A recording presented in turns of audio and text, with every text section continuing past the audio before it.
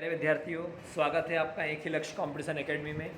मैं विनोद परमार आप सभी का हार्दिक स्वागत करता हूं। प्यारे विद्यार्थियों, जैसा कि आप सभी जानते हैं अभी रात का 10 बज रहा है और हमारा प्रयास है कि आप सभी को अपना 100% मतलब बेहतर मिले, आप अपने अच्छे कॉन्सेप्ट्स क्लियर करें और एग्ज़ाम निकाल करके जो है अपने माता पिता और सभी का नाम गौरवान्वित करें, रोशन करें। ठीक है ना। तो प्यारे बच्चों, आइए हम ज़्यादा बात ना करते हुए अपने मेन टॉपिक पे आते हैं। जैसा कि हमने जीके का पेपर डिस्कस किया था, अब जीके के अलावा हम थोड़े साइंस के भी कुछ प्रश्न हैं, हमारे 15 प्रश्न जैसे साइंस में हमारे दिए हुए हैं, उनको हम डिस्कस करने वाले हैं। तो आइए देखते हैं हम लोग, ठीक है ना। इसके बाद हम चर्चा करेंगे।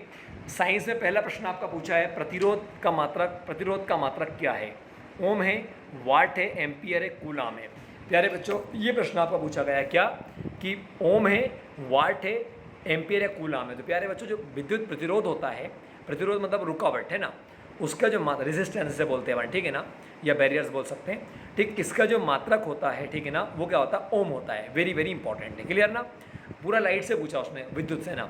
और जो विद्युत से जो शक्ति प्राप्त होती, ऊर्जा प्राप्त होती, शक्ति का मात्रक होता है वाट। अब आप इसे कैसे याद रख पाएंगे कि भाई जैसे मान के चलिए शक्तिमान जो होता था उसके बाद शक्ति होती थी, तो वो अच्छे की वाट लगाया जाता था। तो वाट किसका मात्रक है आपका? मतलब शक्ति का। क्लियर ना।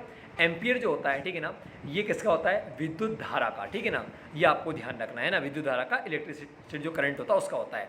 जो कूलाम होता है प्यारे बच्चों, ठीक है ना, ये विद्युत के आवेश का, जो विद्युत पर चार्ज होता है, आवेश होता है, ठीक है ना, इलेक्ट्रिक जो आपका चार्ज होता है उसका मात्रक क्या होगा? कूलाम होगा। ये वेरी वेरी इंपॉर्टेंट है, आपको ध्यान रखना है। क्लियर ना। ठीक, तो एम्पियर किसका होगा? विद्युत धारा का, इलेक्ट्रिक करंट का। वाट किसका होगा? पावर का, शक्ति का। ठीक, ओम किसका होगा बताएं? प्रतिरोध का। ठीक है ना, चलेगा, इसे आर से दर्शाते हैं हम। ठीक है ना, आगे हम बढ़ते हैं। ये आपको समझ में आ गया होगा। अगला प्रश्न है हमारा, इनमें से कौन सा इलेक्ट्रॉनिक यंत्र नहीं है? यंत्र पूछा उसने, तो कंप्यूटर एक यंत्र है, एक मशीन है। टेलीविज़न एक मशीन है, रेडियो एक मशीन है, लेकिन बल्ब कोई मशीन नहीं है। प्यारे बच्चों, जो बल्ब होता है उसको हमने लाइट दी, उसे विद्युत दी, वो प्रकाश में कन्वर्ट कर देता है। तो बल्ब जो होता है वो विद्युत धारा को प्रकाश, जो है विद्युत जो ऊर्जा होती है उसे प्रकाश ऊर्जा में कन्वर्ट करता है। क्लियर ना, ये आपको ध्यान रखना है। अच्छा, अब यहाँ पे मान लो पूछ लिया कि कंप्यूटर के जनक कौन है? तो कंप्यूटर के जनक प्यारे बच्चों चार्ल्स बेबेज है। टेलीविज़न के कौन है? तो जेएल बेयर्ड है। रेडियो कौन है? रेडियो का मार्कोनी है ना। मार्कोनी किसके हैं? रेडियो के। टेलीविज़न के जेएल बेयर्ड है, कंप्यूटर के चार्ल्स बेबेज है। ठीक है ना। बल्ब के कौन है? तो थॉमस एडिसन, आप सब जानते हैं। और बल्ब जो होता है, इसमें जो तार लगा होता है पतला सा, आपने देखा होगा, जो अपन लट्टू बोलते हैं गाँव में ना, उसे जो फिलामेंट बोलते हैं, उसे जो तार लगा होता है वो फिलामेंट टंगस्टन का बना होता है। तो केमिस्ट्री में टंगस्टन को W से प्रदर्शित करते हैं, आपको ध्यान रखना है। क्लियर ना, चलेगा। आइए आगे बढ़ते हैं हम लोग। ठीक है ना, तो ये समझ में आ गया होगा आपको। अगला प्रश्न है, 32 डिग्री फ़ारेनहाइट किसके बराबर होता है? तो प्यारे बच्चों, 0 डिग्री सेल्सियस का जो तापमान होता है और जो 32 डिग्री का तापमान होता है, दोनों इक्वल यानी बराबर होते हैं। ये आपको ध्यान रखना है। क्लियर ना, ये आपको ध्यान रखना। अब जो 1 डिग्री फ़ारेनहाइट तापमान होता है वो माइनस में होता है, मतलब -17.22 डिग्री सेल्सियस माइनस। समझ रहे हैं आप? जैसे अपन जाते हैं सियाचिन ग्लेशियर में या हम जाते हैं बर्फोयांश क्षेत्र में, तो वहाँ पर क्या है, तापमान बहुत कम होता है। पृथ्वी के उत्तरी ध्रुव पर या दक्षिण पर आप जाओगे, तापमान आपका मिनिमम हो जाएगा, कम हो जाएगा। तो वहाँ तापमान कम होता है, तो माइनस में तापमान होता है जहाँ बर्फ जमी होती है। हमारे वीर सैनिक लद्दाख में, सियाचिन ग्लेशियर में, ठीक है ना, ऐसे क्षेत्र में जो है इतने कम तापमान होने के बावजूद भी जहाँ पर कि ब्लड आपका जो है वो सर्कुलेशन बंद हो जाता है, ठीक है ना, ऐसी कंडीशन में, ऐसी जगह पर जो है हमारे सैनिक हमारे लिए कार्य कर रहे हैं, हमें उन पर गर्व है। ठीक है ना। हमारे काफ़ी विद्यार्थी जैसे हमारे दीपक मीना जी है, दीपक परमार जी है, ठीक है ना, और ऐसे हम कह सकते हैं कि हमारे राजू मेवाड़ा जी, ऐसे बहुत सारे विद्यार्थी है, ठीक है ना, जो पहले इंडियन आर्मी एग्ज़ाम में सेलेक्ट होकर के और आज माँ भारती की सेवा कर रहे हैं। हमें इन सभी बच्चों पर, जो भी हमारे तैयारी कर रहे हैं, उपास जी हमारे, ठीक है ना, इन सब पर गर्व है। ठीक है ना। तो आइए देखते हैं हम लोग आगे। अगला प्रश्न है हमारा, ठीक है, साधारण नमक का रासायनिक सूत्र क्या होता है? तो प्यारे बच्चों, नमक जो होता है उसका सूत्र होता है NaCl, सोडियम क्लोराइड। क्लियर ना आपका, ये आपको ध्यान रखना है, वेरी वेरी इंपॉर्टेंट है। KCl पोटेशियम क्लोराइड होता है, Ca कैल्शियम होता है, और H2O क्या होता है? तो आपका जल होता है। ठीक है ना, आगे समझ में चलेगा। आगे बढ़ते हैं हम लोग।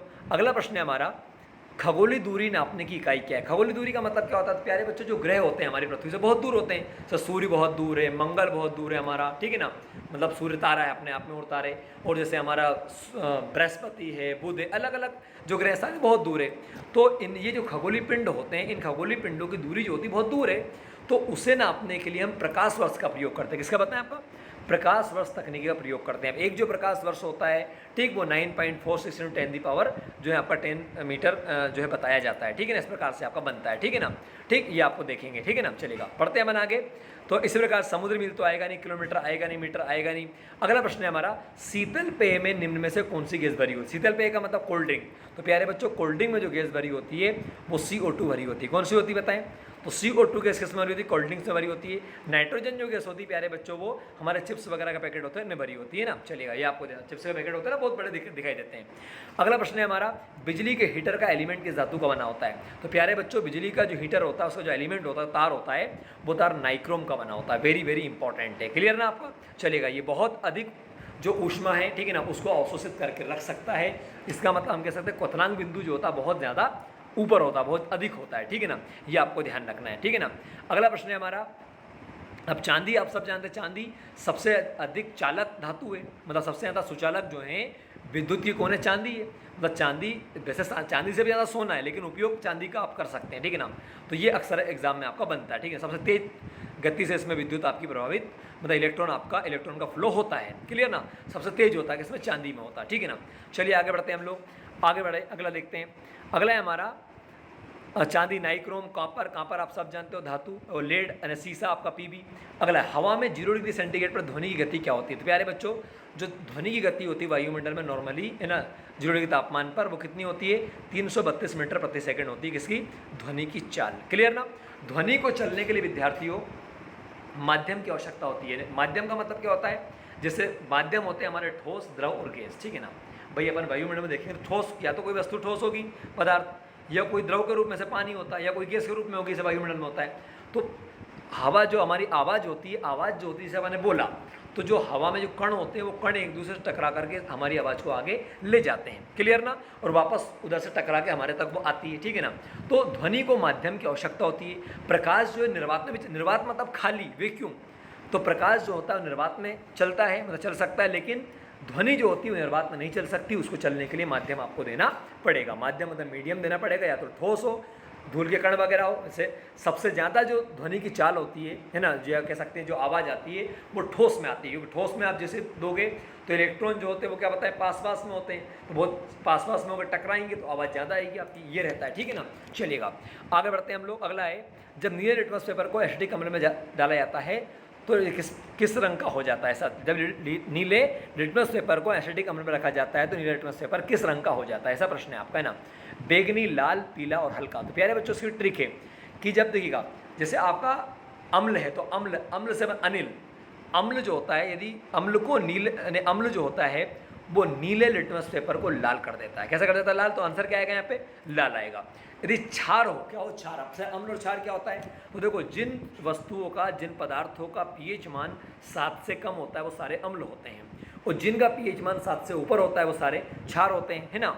ठीक, जैसे कि हमारे खट्टे फल जितने में आते हैं वो सारे अम्ल होते हैं। ठीक है, शराब भी जो है अम्ल में आती है, एसिड में आती है। जैसे समुद्र का पानी होता है वो क्षार में आता है, साबुन जो होता है हमारा वो क्षार में आता है, बेस में आता है। क्लियर ना?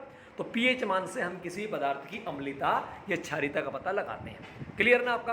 और यदि पानी के साथ में नाइट्रोजन और सल्फर मिल जाए तो वो अम्ल वर्षा बन जाती है। वेरी वेरी इंपॉर्टेंट है। क्लियर ना? बिल्कुल एक एक प्रश्न पे ध्यान दीजिएगा, बहुत इंपॉर्टेंट प्रश्न आपसे डिस्कस करने वाला हूँ। 15 प्रश्न भले ही, लेकिन हम 15 से ज़्यादा प्रश्नों को डिस्कस करेंगे, आपको निश्चित रूप से मजा आएगा। ठीक है ना? बस आप ध्यान से सुनिएगा। क्लियर ना? और आगे बढ़िएगा। अगला प्रश्न है हमारा, तो आगे का समझ में कि अनिल, तो अनिल मतलब आ से अम्ल और नी से नीला और ला से लाल। तो अम्ल जो होता है वो नीले को लाल कर देता है।